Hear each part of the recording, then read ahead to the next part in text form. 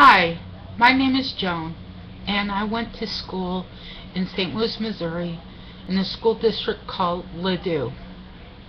I was actually bullied for 13 years. The reason why I'm recording today is because I want to help other children and their parents be able to take action when abuse is happening to them. The school district that I went to was a very good middle-class school district in St. Louis, Missouri, and a lot of the kids happened to be Jewish, and I was one of them, and some of the kids were black and some of them were white Christians, and the abuse started as early as 6 years old by a classmate of my brother's, actually.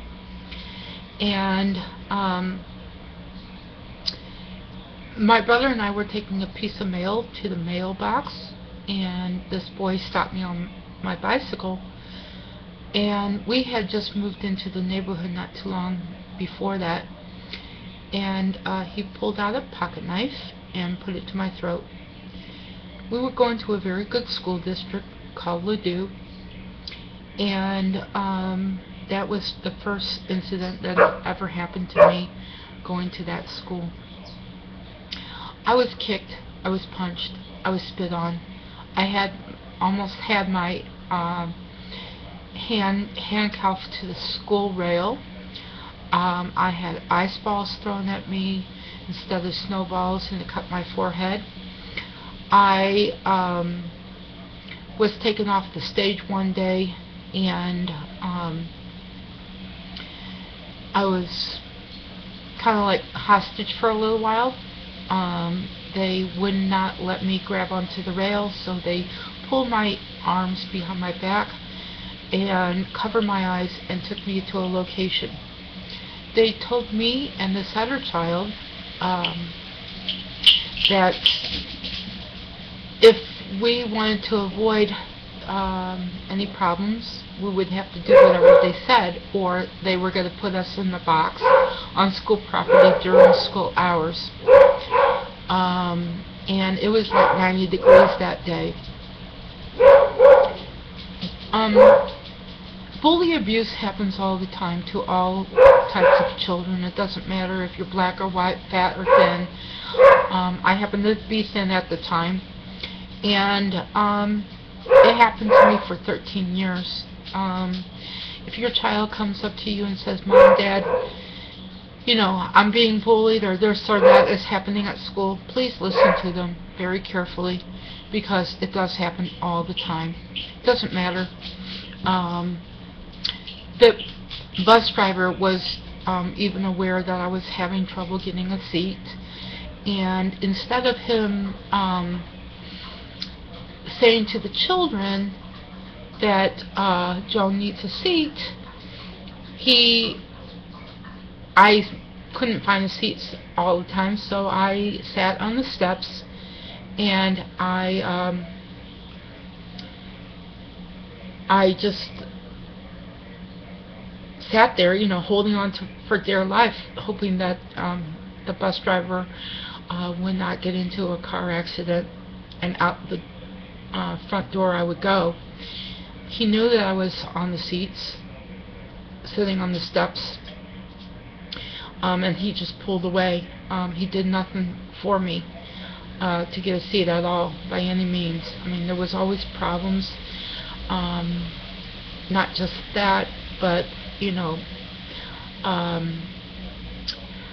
I happen to have a lot of things that were put into my hair, and so I combed through my hair with my fingers a lot, just to check to see if there was anything in my hair, and I know there isn't, but I can't seem to help that. I happen to have post-traumatic stress disorder, so when you have that kind of situation, you kind of receive the event as it happened to you. And so I receive events that happen to me, like the pocket knife incident.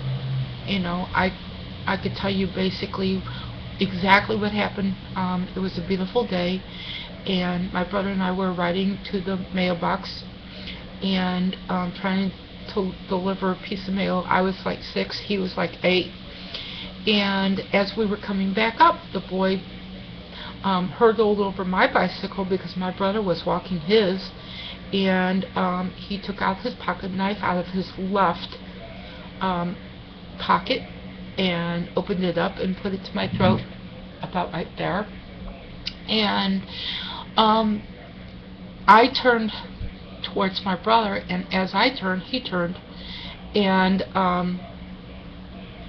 my brother came up to me very fast. He got onto the bicycle and he came up to me, and he said, "Joan, go home, don't look back, and don't tell Mom." This was a time when child abuse or bully abuse was kept hush-hush. People back then couldn't discuss it even with their own parents, even if they felt comfortable with talking to their parents about this kind of treatment. And I was one of those kids that was able to talk to both my mom and my dad about the situation, but I was asked by my parents if I wanted them to do anything for the situation, and I happened to say no. I thought that if I said yes, then, you know, that things would be worse, and it probably would have been worse and everything like that. I don't know how much worse it could have possibly gotten. Oh my God, you know. I had sparkles put in my hair, gum put in my hair. I was tripped every single day, and I fell down every single day for several months. You know, I was slammed into closed lockers, and you know, day after day I would have like maybe 5 to 10 incidences that would happen throughout the day, every single day in junior high for 3 years. Life was just not miserable at home. At home, things were great. Things were fine. Everything, you know, I really had a wonderful time with my brother and his friend. They would play with me and everything like that. So I was able to remain a child. Unlike some children that are bullied, they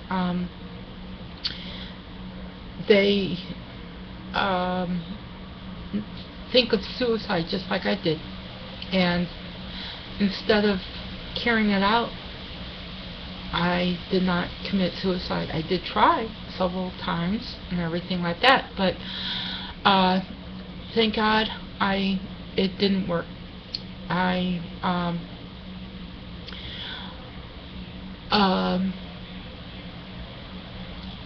tried several times on my brother's bed and everything like that, and I even tried it when I was like 9 years old.